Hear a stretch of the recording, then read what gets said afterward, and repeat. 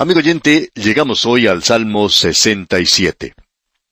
Y este es uno de los salmos más breves de naturaleza profética que tenemos.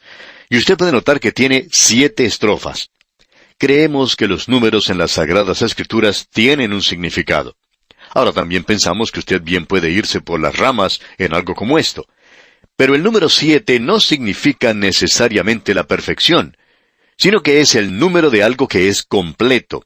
Y en ese sentido de que ya está completo, entonces se da por sobreentendido el asunto de la perfección. Pero el de ser completo es algo más correcto.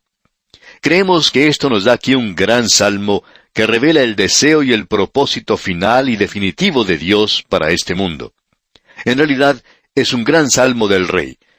Necesitamos reconocer eso, que es un salmo del reino, y hay varias cosas en este salmo que son realmente maravillosas. Pero en primer lugar queremos dedicar unos momentos a esto aquí. Algunos expositores bíblicos lo han calificado como un salmo misionero. Por ejemplo, el comentador bíblico Bayle dice lo siguiente: este salmo es verdaderamente un salmo misionero. Y luego ellos proceden a dar una interpretación fuera de moda, postmilenaria, de la Iglesia convirtiendo al mundo. Ahora, este no es un salmo misionero como tal. En realidad, la Iglesia no está en este salmo para nada. Creemos que ahora usted ya ha descubierto que por lo menos nosotros no creemos que la Iglesia esté en los salmos, sino solamente en símbolo o sentido figurado. Vimos eso allá en el Salmo 45, ¿se recuerda? Donde se menciona a la reina con oro de Ofir. Eso era allí, es decir, que la Iglesia estará con el Señor Jesucristo cuando Él reine sobre la tierra. Este es en realidad un salmo profético. Mira más allá de esta edad hacia el reino. Estamos hablando aquí del reino milenario.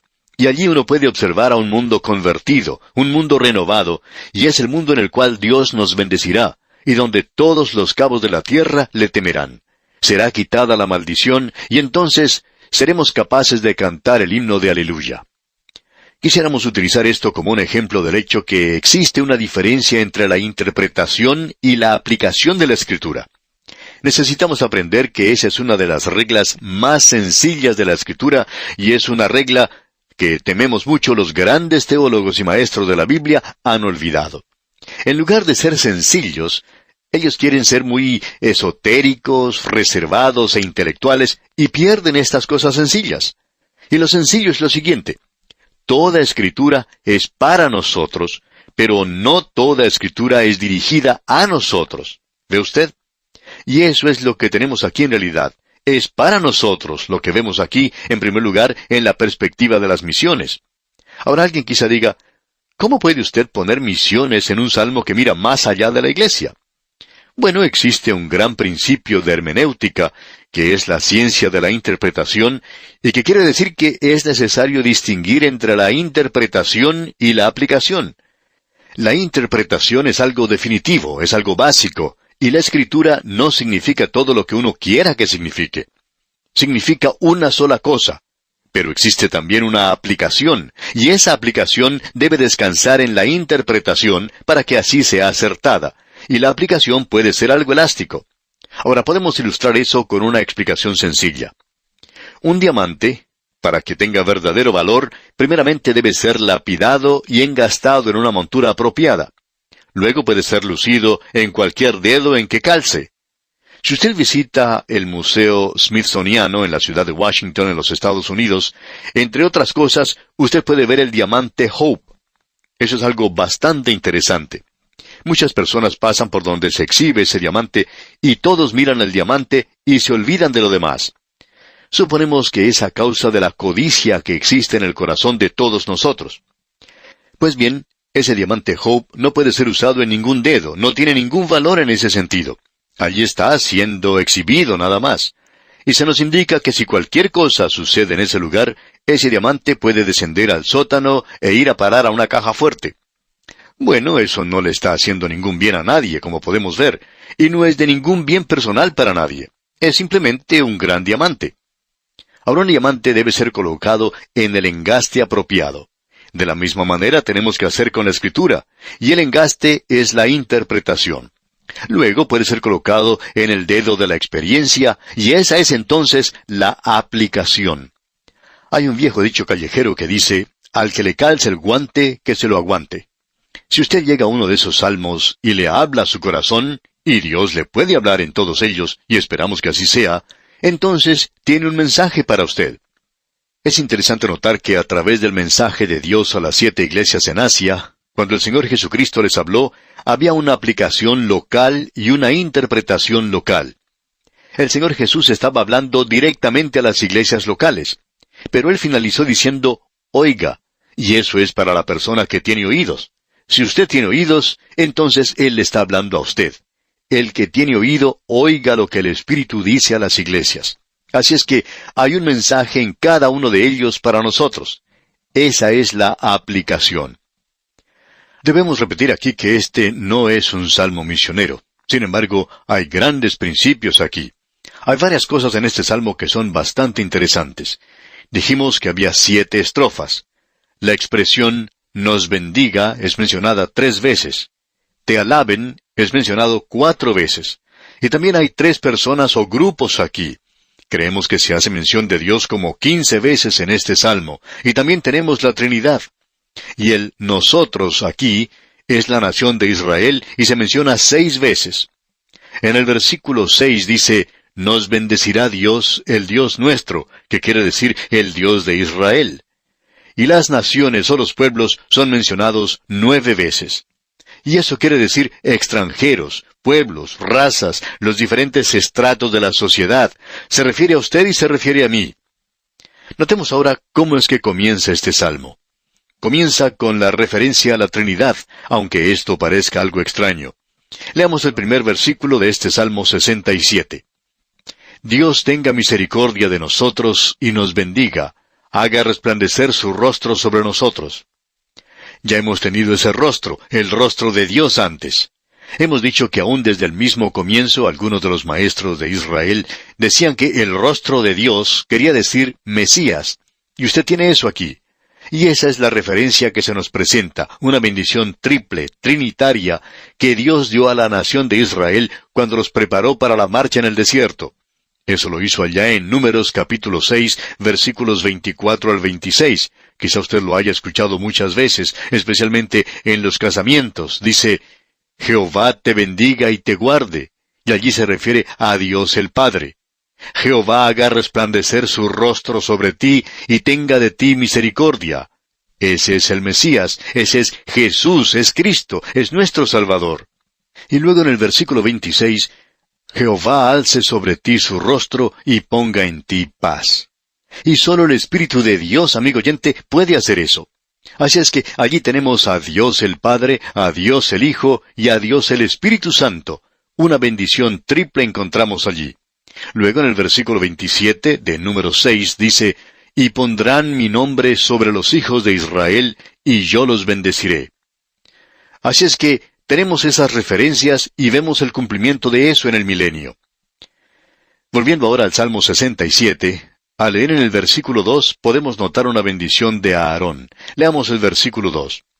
Para que sea conocido en la tierra tu camino, en todas las naciones tu salvación. Debemos decir que no hay ninguna bendición para la tierra hasta cuando Israel esté de regreso en su propia tierra.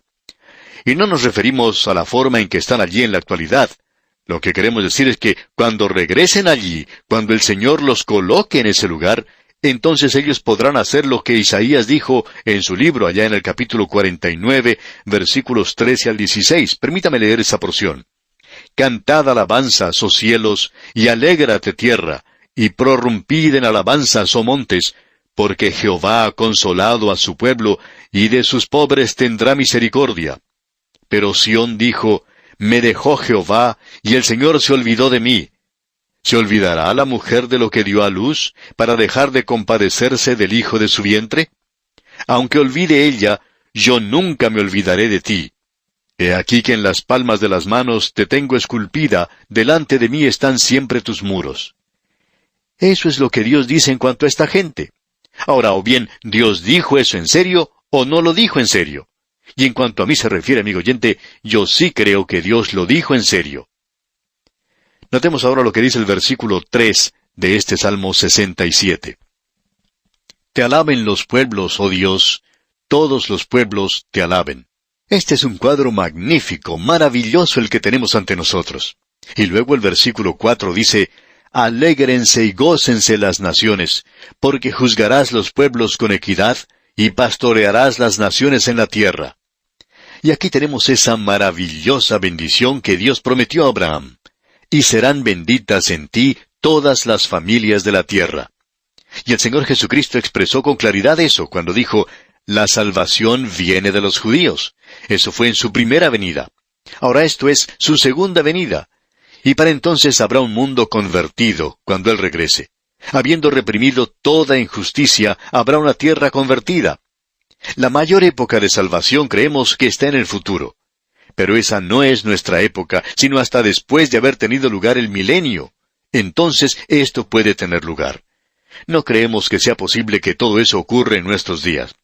Por ejemplo, allá en el libro de Isaías, capítulo 66, versículo 19, leemos, y pondré entre ellos señal, y enviaré de los escapados de ellos a las naciones, a Tarsis, a Fut y Lud, que disparan arco, a Tubal y a Javán, a las costas lejanas que no oyeron de mí, ni vieron mi gloria, y publicarán mi gloria entre las naciones. Amigo oyente, este es un salmo maravilloso, glorioso. Es un cuadro tremendo el que se nos presenta ante nosotros. Sigamos adelante ahora. Leamos el versículo 5 de este Salmo 67. Te alaben los pueblos, oh Dios, todos los pueblos te alaben. Aquí llegamos a este magnífico programa que tiene Dios. ¿Cuál es el objetivo de Dios? ¿Que logremos que Israel regrese a su tierra? No, amigo oyente. El objetivo de Dios es el de predicar el Evangelio. Sería una tontería en realidad si nos interesáramos solamente en tratar que Israel regrese a su tierra, pero no es tan tonto como el de tratar de convertir a todo el mundo. La Iglesia no logrará que el reino de Dios llegue por medio de la predicación, de eso estamos seguros. La Escritura nos habla muy claramente de eso.